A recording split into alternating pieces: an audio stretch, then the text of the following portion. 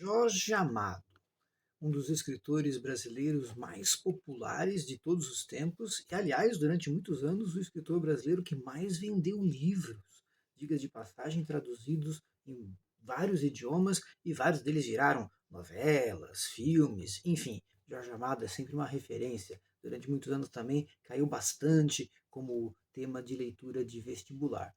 O que você talvez tenha ouvido falar é que Jorge Amado foi comunista durante a sua juventude, o que, diga de passagem, não era nenhuma novidade na sua geração de escritores.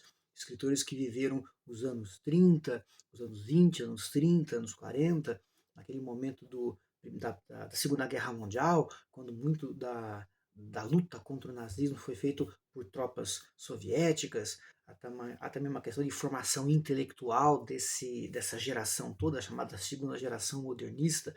Não era só o Jorge Amado que era comunista, inclusive foi deputado do Partido Comunista, mas Carlos Drummond de Andrade, Graciliano Ramos, vários da sua geração também aderiram à causa comunista. Talvez o livro mais forte, mais intenso, seja esse daqui, Capitães da Areia, muito famoso, que narra a história de um grupo de garotos de Salvador que comete pequenos furtos, se encaminha numa direção de consciência de classe, até que o líder do movimento, o Pedro Bala, se transforma num importante líder grevista e comunista, uma espécie de obra didática para você se tornar um militante marxista revolucionário.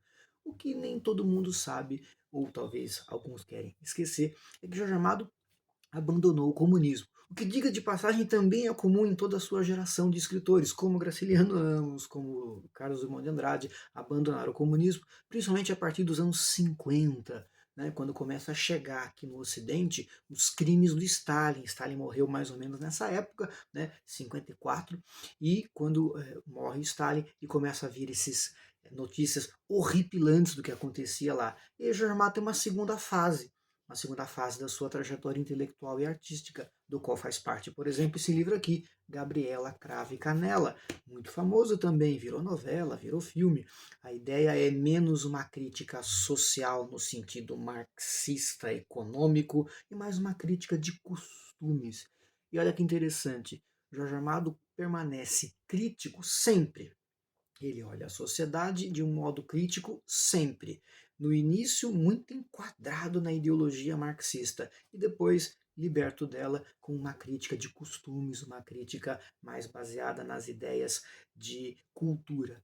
Jorge Amado, portanto, não pode ser restrito numa única visão ideológica.